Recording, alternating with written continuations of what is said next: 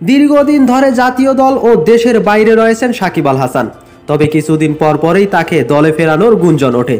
তবে রাজনৈতিক কারণে তা আর সম্ভব হয়ে ওঠে না। এশিয়া কাপের আগ মুহূর্তে আবারও আলোচনায় দেশসেরা এই ক্রিকেটার।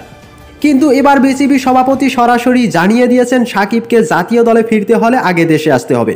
সম্প্রতি দেশের বেসরকারি এক টেলিভিশন চ্যানেলকে দেয়া সাক্ষাৎকারে এমন মন্তব্য করেছেন তিনি। আমিনুল বলেন, সাকিব আল হাসান বাংলাদেশের ক্রিকেটার, সে সব ফরম্যাটে রিটায়ার করেনি, তাই সে অ্যাভেলেবল। ক্রিকেটার হিসেবে তাকে দলে আনতে হলে আমি তো পারবো না, সেটার জন্য সিলেকশন টিম আছে। সিলেকশন টিম যদি মনে করে সাকিবের ফিটনেস ঠিক আছে তবে সাকিব খেলতে পারে। তিনি বলেন, সাকিব এখন দেশে নাই, যদি দেশে থাকে তখন সিলেক্টররা চিন্তা করতে পারবে সাকিবকে প্রথমে দেশে আসতে হবে বা দেশে থাকতে হবে, তারপর বিসিবি সেটা নিয়ে চিন্তা করতে পারে। 8 মাস ধরে জাতীয় দলের বাইরে রয়েছেন সাকিব।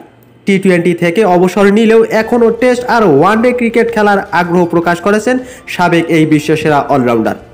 কিন্তু গত বছরের আগস্টে রাজনৈতিক পট পরিবর্তনের পর থেকে আর দেশে ফেরেননি আওয়ামী লীগের সাবেক সংসদ সদস্য সাকিব। সেই সঙ্গে তার নামে দেওয়া হয়েছে হত্যা মামলা। তো শেষ পর্যন্ত সাকিব কি জাতীয় দলে ফিরতে পারবে কি পারবে না, সেটা অবশ্য দেখার অপেক্ষা।